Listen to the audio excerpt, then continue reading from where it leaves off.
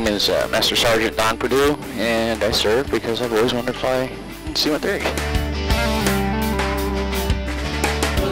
I really like serving for the difference I can make in the community. The reason I serve is just over the years, this has become my second family, and I've got a lot of friends here. But I think service is a huge denominator in everything we do. It's doing something for somebody else at your own expense sometimes, right? Because you sacrifice family or time, so you gave up something to perform that service. And I think that's a pretty special quality. Not everybody gets to feel that or sense it, especially in this day, because not everybody's required to join the military, right? So I would say, you know, out of the 20% that do the military, there's very few that, you know, of Americans that actually get to appreciate and feel service and what that really means. And I think it's a very special part of what we do. So to answer your question why I stayed here is because I realized what service was. When I came to America, we were sponsored, and it was such a privilege that it's one of the only ways I can think of giving back to our country. For me, my dad and my brother were both in the military, and it was just a proud legacy to carry on.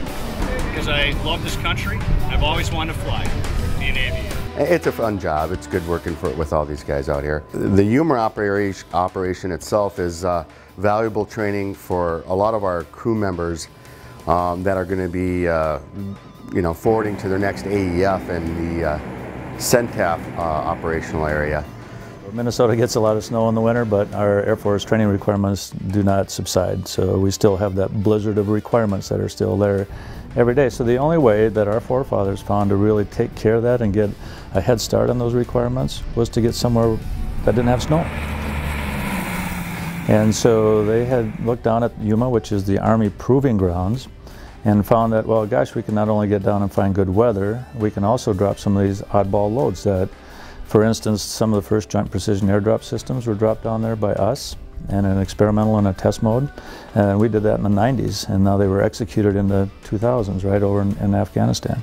So, you know, 7, 8, 9 years prior to us even executing them in combat, we were doing the practice loads for them at Yuma. And if we had not did Yuma in March, I mean, we would have been way, way behind on our training requirements. So what that does is give us the opportunity to take, I think we had programmed 5 planes to go down there this year and a bunch of crews and get a lot of those training requirements done. It's a very intense area to work at, but it's also very comparable to a lot of the terrain that we would find over in Afghanistan or Iraq, because it's desert-like. I served because partially it's in my family. My father served, my grandfather served. You know, it's a proud thing to be able to do, to serve in the LCAP, because we know we can do things and meet the minimums. We know we can meet the regulations, but we want to exceed those expectations, and we know we can do that, and the LCAP was a way to showcase that and prove to the inspectors that we not only can do the job, but we can do it really well. The overall score of the Quality Assurance Department is 100% outstanding. The Logistics Readiness Squadron, 95.14, outstanding. Congratulations, LRS! Overall, the 133rd Airlift Wing is rated outstanding. So I think the LCAP, to get back to the heart of it, it does show and prove what great airmen that we do have in logistics and the maintenance, and certainly to get an outstanding is a wow.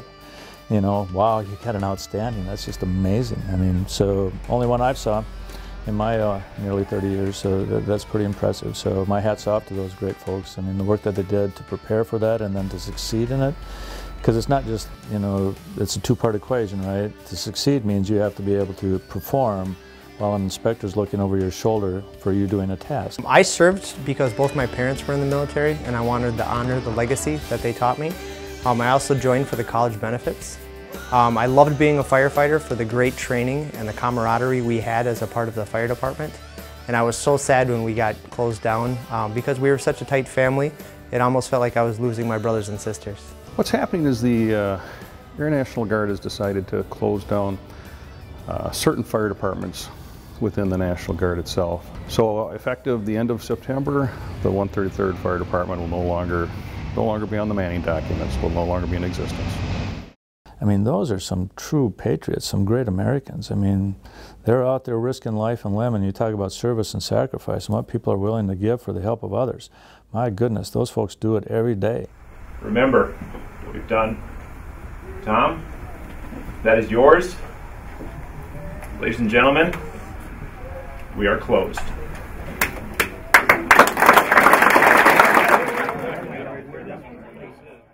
We serve because we look good in this uniform.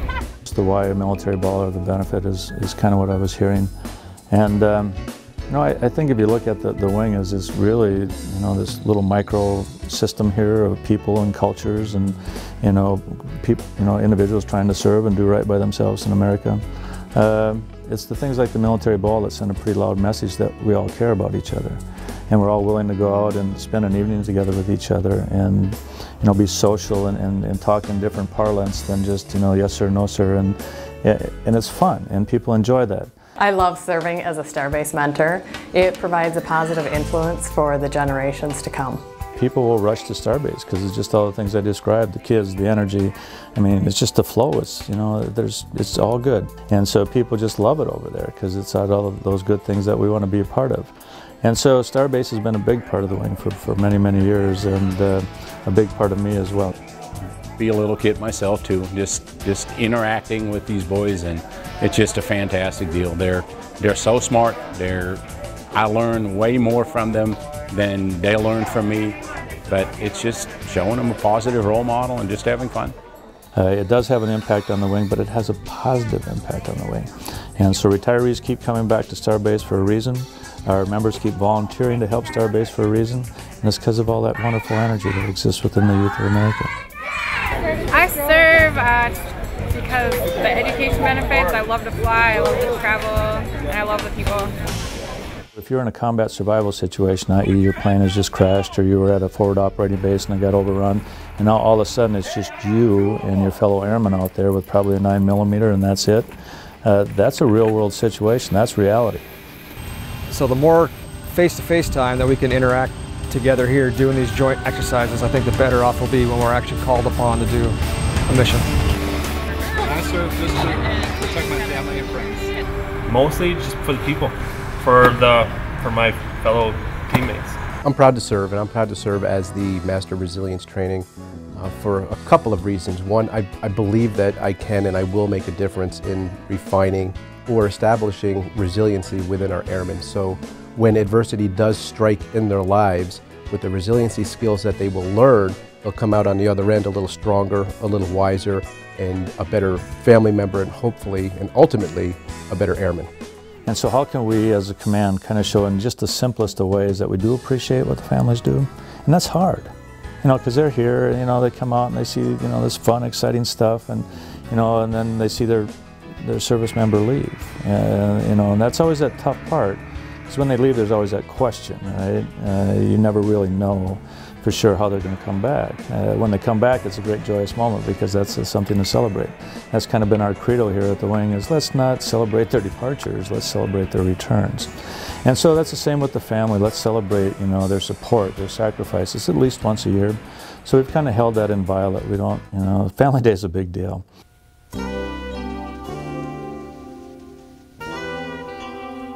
Ladies and gentlemen, Colonel Johnson has now become the 13th Wing Commander of the 133rd Airlift Wing in its 93rd year.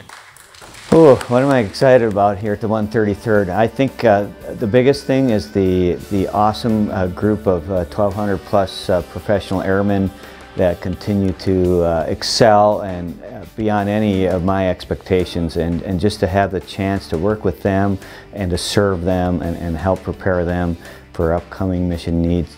Well, I think Boris Reach was an extreme success. It really tested our airmen's ability to respond and react to situations that they hadn't been exposed to before. It was a domestic response situation, and we haven't practiced that in the past very often, and so it was a great opportunity for them to think outside the box, to be able to become more flexible and think of how to accomplish something, even though there might not be a checklist or a recipe book on how to get this particular situation accomplished. They coordinated with 11 civilian agencies, 8 other military agencies, and that in and of itself is an extreme accomplishment. But then to do that on top of this complicated mission really is a great testament to our outstanding airmen. I serve because of that sense of service. You know, I, like most people, probably get a little choked up during the national anthem when you're hearing that event, or to know that you can have the opportunity to do something when the nation calls, September 11th or Hurricane Katrina or any of those types of events, it's nice to know that you may have an opportunity, either directly or indirectly, to give back or to help out in a crisis like this. And then in today's, this most recent assignment, I'm serving because of the airmen here at the 133rd. Their dedication to the mission and to making this world and this unit a better place just has given me drive to help provide them with the resources that they can to do the best job that they can. We're going to be continuing to be faced with adverse conditions down the road, and if I can do the best that I can to help them be more ready for that, to become more resilient, to develop themselves, as airmen, that's what I'd like to do, and that'll be my goal. Ladies and gentlemen of the 133rd Airlift Wing, I just ask that you think about a couple of things as we close out the program today. We've talked a lot about service, and I want to just tie that into leaving this place a little bit better than you found it. If you can think of that phrase, service is integrated right into that. So if you can just leave this place just a little better than you found it, hopefully you'll do that again next year. And if you do so with integrity, doing the right thing even when nobody's looking, that'll be the recipe for success. That's all I ask of you, and I know you can do that. Thank you so much for your service this year, and let's have a great 2014.